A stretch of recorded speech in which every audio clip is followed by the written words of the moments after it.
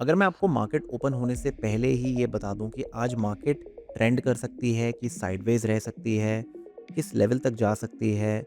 अगर मैं ये सारी चीज़ें आपको पहले से बोलूँ तो आप बोलेंगे कि नहीं, I think that is not possible. ये एक बहुत अमेजिंग इंडिकेटर है, इतना अच्छा काम करता है because this is used by institutions and amazing accuracy भी है और आपको बहुत बेटर फ़िल्टर्ड ट्रेड्स भी देता है। अगर मैं आपको मार्केट ओपन होने से पहले ही ये बता दूँ कि आज मार्केट ट्रेंड कर सकती है कि साइडवेज़ रह सकती है, किस लेवल तक जा सकती है।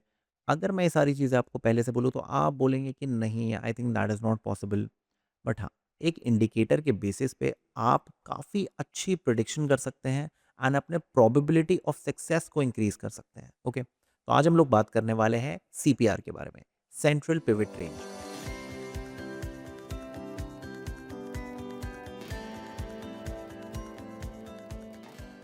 ये एक बहुत अमेजिंग इंडिकेटर है, इतना अच्छा काम करता है because this is used by institutions and amazing accuracy भी है और आपको बहुत बेटर फ़िल्टर्ड ट्रेड्स भी देता है। हाय, मेरा नाम है Mukul Chaudhary, welcome to lemon.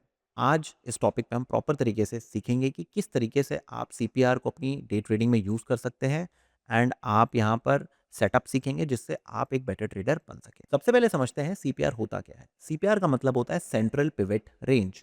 Basically pivot points जो होते हैं उसका एक एक्सटेंशन है सीपीआर, जहाँ पर हम लोग करते क्या हैं, जो पिवट्स होते हैं उसके पास 2 पिवट्स और ऐड कर देते हैं जिससे हमारे पास एक बेसिकली एक एरिया आ जाता है। उस एरिया से हम जज करते हैं कि मार्केट आज के दिन ट्रेंड कर सकता है कि साइडवेज रह सकता है या फिर एक बेस टू बेस चलेगा।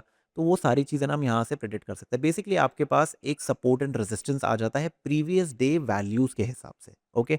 एंड ये जो प्रीवियस डे वैल्यूज़ होती हैं ना, ये बड़ी इंपॉर्टेंट होते हैं बिकॉज़ ये स्टैटिक सपोर्ट एंड रेजिस्टेंस का काम करती हैं। जनरली मूविंग एवरेजेस और ये बाकी सब चीज़ें जो होती हैं डायनामिक होती हैं। एज़ जैसे-जैसे कैंडल्स चलती जाती हैं वैसे-वैसे सपोर्ट रेजिस्टेंस चेंज होते जाते हैं। But not with pivots. Pivot पिछले दिन के हिसाब से फिक्स्ड होता है, तो वो मूव नहीं करता है। ओके? तो मैं आपको समझाता हूँ सिर्फ पिवट्स क्या होता है। तो बेसिकली पिवट्स में ना 3 लाइन्स होती हैं। 3 लाइन्स बहुत इंपॉर्टेंट होती है। ओके? ऐसे 3 लाइन्स ड्रॉ होती है। मैं भी अभी आपको मैं इंडिकेटर भी बता दूँगा कि कैसे क्या होता है इंडिकेटर, तो आपको और चीज़ें में क्लैरिटी हो जाएगा। सो ये जो मिडल वाला पॉइंट है इसको हम लोग पिवट पॉइंट बोलते हैं। ओके?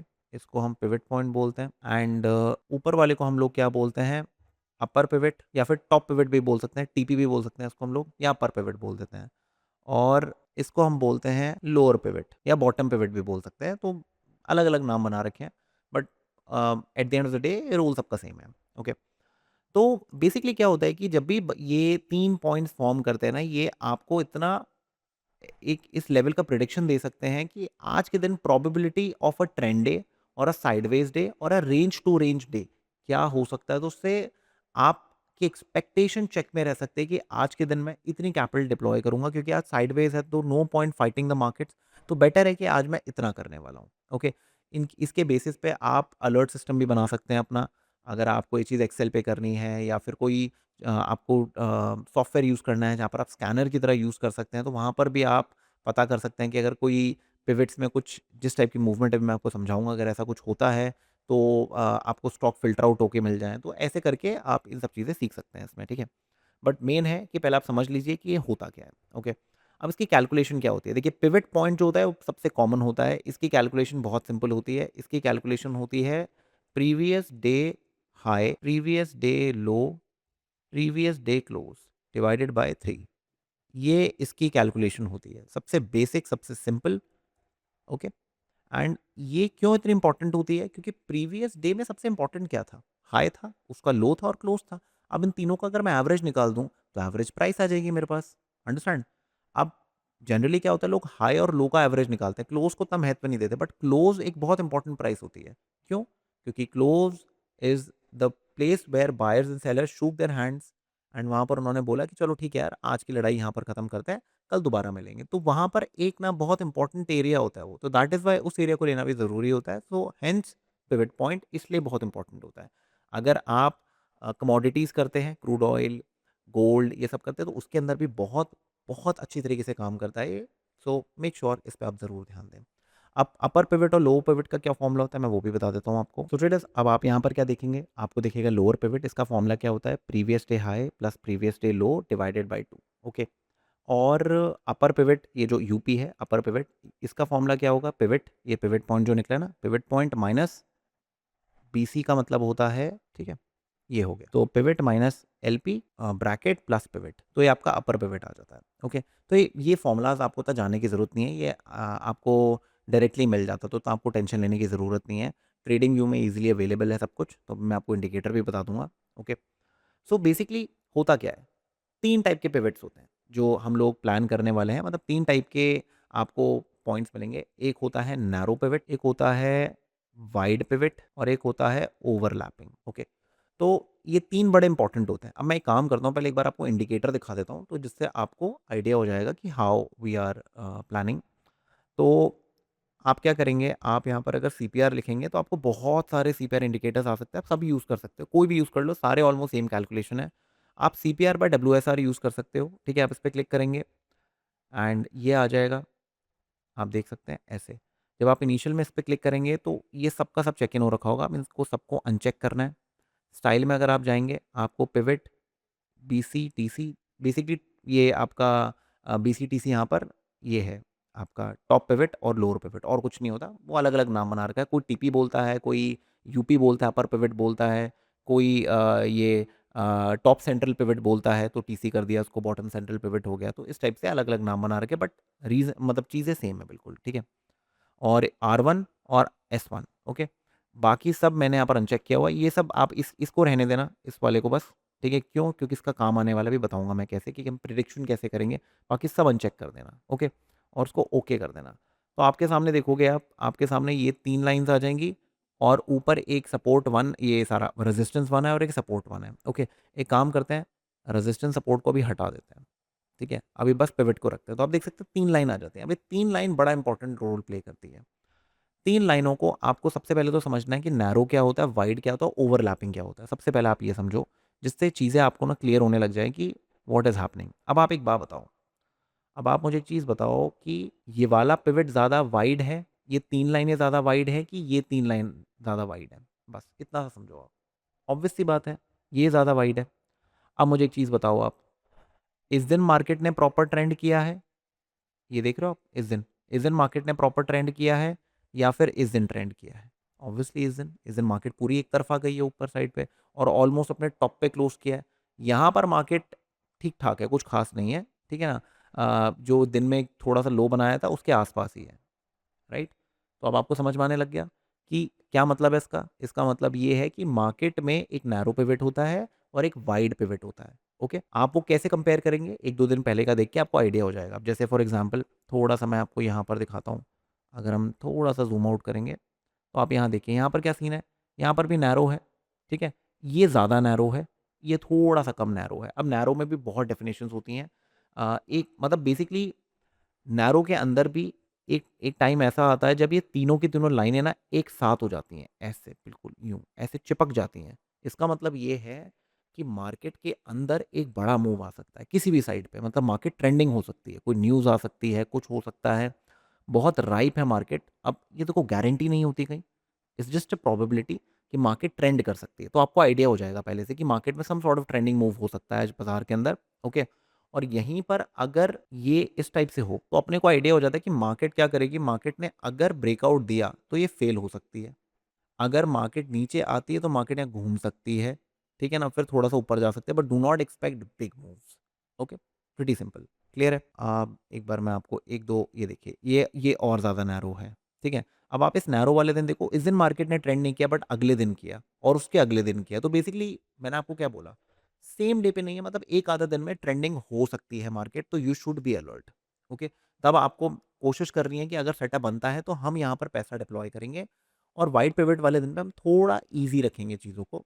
ये बहुत अच्छी तरीके से आप रिस्क मैनेज कर सकते हैं, ओके? अब आप यहाँ देखिए, ये क्या है? What is this? This zone, ये पिवट आप देख रहे हैं? ये इस पिवट के अंदर ही है, तो इसको हम क्या बोलते हैं? इसको हम ओवरलैपिंग पिवट बोलते हैं। अब ओवरलैपिंग पिवट का मतलब क्या होता है कि प्रीवियस पिवट की रेंज के अंदर है, उसके आस-पास है, ठीक है?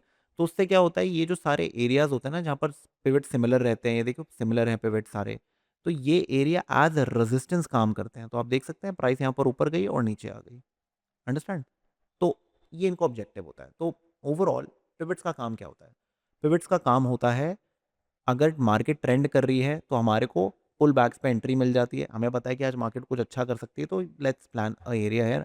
और अगर पिवट्स वाइड हैं या कुछ ऐसी चीज़ हैं, तो अगर कोई भी पुल बैक आता है तो यहाँ पर हम लोग एक बाय प्लान कर सकते हैं और मार्केट में भी अपने को एक ट्रेंड दे सकती है। ठीक है? तो सीधा सौदा ये है कि अगर मार्केट ट्रेंडिंग है या मार्केट पिवट्स की तरफ जा रही है नीचे से, तो यहाँ से मार्केट रिवर्स कर सकती है। अगर मार्केट गैप अप खुली और वापस नीचे आ रही है, तो मार्केट यहाँ से ट्रेंड कर सकती है। ठीक है? ये सीधी-सी चीज़ है। अब मैं आपको वो सिचुएशंस बता देता हूँ, तो आपको थोड़ा-सा क्लैरिटी मिल जाएगी कि हमें पिवट्स को देखना कैसे होता है। तो सिनेरियो 1 को समझते हैं। सिनेरियो 1 क्या है? When there is a gap up. Market में गैप अप होता है and prices are above CPR. ठीक है? तो अगर आप यहाँ देखेंगे प्राइस क्या कर रही है? प्राइस सीपीआर के ऊपर है। ठीक है? और आप देख सकते हैं ट्रेंड हुआ है अच्छा खासा। यहाँ पर भी देखिए 2 प्राइस ने टच दिया है, but still it is above the CPR.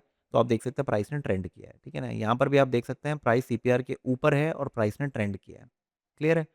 तो बताने का तात्पर्य ये है कि जब भी प्राइस सीपीआर के ऊपर होती है, chances of it going above are higher. Okay? तो उसमें बेसिकली 2 सिचुएशंस होती हैं कि अगर मार्केट सीपीआर के ऊपर खुल रहा है, ऐसे सीपीआर है मान लो, मार्केट या तो ऊपर जाएगा या मार्केट ऐसे थोड़ा-सा घूमेगा, फिर ऊपर जाएगा। कभी-कभार होता है कि मार्केट ऐसे नीचे जाता है, टिप्पा लेता है, मतलब एक बाउंस लेता है, पुल बैक लेता है, डब्ल्यू पैटर्न बनाता है और फिर ऊपर जाता है। तो ये 3 सिचुएशंस मेजरली होती हैं, जब भी प्राइस गैप अप खुलती है। ओके? अब कभी-कभार ये तब है जब हम बुलिश हैं। हमें पता है कि अगर सीपीआर पे आया, वहाँ रुका, तो अपन ट्रेड ले लेंगे, कोई टेंशन नहीं है, पुल बैक के ट्रेड्स मिल जाएँगे अपने को, नहीं तो अपने को ब्रेकआउट ट्रेड मिलेगा। और वन्स इन अ व्हाइल क्या बहुत बार होता है कि प्राइस ना सीपीआर को पूरा का पूरा टॉप जाती है नीचे, ओके? फिर एक पुल बैक आता है और मार्केट यहाँ से फिर नीचे गिरती है। तो अपने को ये पता चल जाता है कि सीपीआर इसको टिका ही नहीं पाया, अब सीपीआर रेजिस्टेंस का काम करेगा। जो सपोर्ट का काम सीपीआर को करना था, अगर टॉप से प्राइस नीचे आ रही है, सीपीआर ये है, प्राइस यहाँ पर है, अगर नीचे आ रही है तो हमें पहली एक्सपेक्टेशंस होती है कि यहाँ पर सपोर्ट होगा और मार्केट वापस ऊपर जाएगी। बट इसको डायरेक्टली अगर नीचे इसको काट दे, अब अगर वापस कोई पुल बैक आता है तो अब यही सीपीआर रेजिस्टेंस का काम करेगा। It's as simple as that, okay? तो यही चीज़ मार्केट नीचे आ गई, प्रीटी सिंपल। एंड आप देख सकते हैं कि अब मैं आपको एक बार आगे दिखा देता हूँ। आप यहाँ देख सकते हैं, यहाँ पर आप देख सकते हैं प्राइस नीचे आई एंड इसको काट के ले गई, ओके? अब एक सिचुएशन होती है हमारे पास, प्राइस अगर सीपीआर के नीचे खुले, तो आप देख सकते हैं सीपीआर के नीचे खुल रही है, कोई भी पुल बैक आता है, वहाँ पर आप ट्रेड इनिशिएट कर सकते हैं and you can trade easily. अब आप स्टॉक्स चूज़ करें, आप निफ्टी करें, बैंक निफ्टी करें, सेंसेक्स करें, टोटली अप टू यू। मैंने आपको एक सिंपल टाइटन पे एग्ज़ाम्पल दे दिया। मेरे फेवरेट स्टॉक्स हैं Titan, Bajaj finance, Finserv, Trent, तो मैं इनमें बहुत ट्रेड करता हूँ। तो I generally trade in 4 to 5 stocks, जो मैंने लिस्ट बना रखी है। इन्हीं के अंदर आजकल मेरा काम होता है। तो अगर निफ्टी में अगर हाई विक्स एनवायरनमेंट है, गैप अप्स बहुत ज़्यादा हो रहे हैं, अपन नहीं काम कर पा रहे उसके अंदर, तो we can trade in stocks any day, any time, not a problem. तो अगर ऐसी कोई भी सिचुएशन कहीं बनती है, तो हम रेडी रहते हैं और वहाँ पर एग्जीक्यूशंस अपने चालू कर देते हैं। आप समझ गए? तो ये एक सिंपल सी चीज़ होती है सीपीआर को ईज़िली ट्रेड करने में। ओके, सिनेरियो नंबर 3 होता है जब प्राइस सीपीआर के अंदर ओपन होती है। अभी आपने गैप अप सीख लिया, आपने गैप डाउन सीख लिया, ओके? या फिर बिलो सीपीआर सीख लिया, अबव सीपीआर सीख लिया। अब सीपीआर के अंदर अगर होता तो क्या करना है? तो आपको वेट करना है some sort of pull back का। जनरली क्या होता है जब सीपीआर के अंदर होता है तो एज टू एज चलेगा। Do not expect super big moves, okay? आ सकते हैं, बट एक्सपेक्टेशंस होनी चाहिए कि एक एज से दूसरे एज तक ही प्राइस जाएगी, ओके? एक बेस बनाएगी और उस ब्रैकेट में प्राइस ट्रैवल करेगी। उसका मतलब ये है कि आज के दिन हम थोड़ी कैपिटल कम डिप्लॉय करें या फिर आज ज़्यादा ट्रेडिंग ना करें।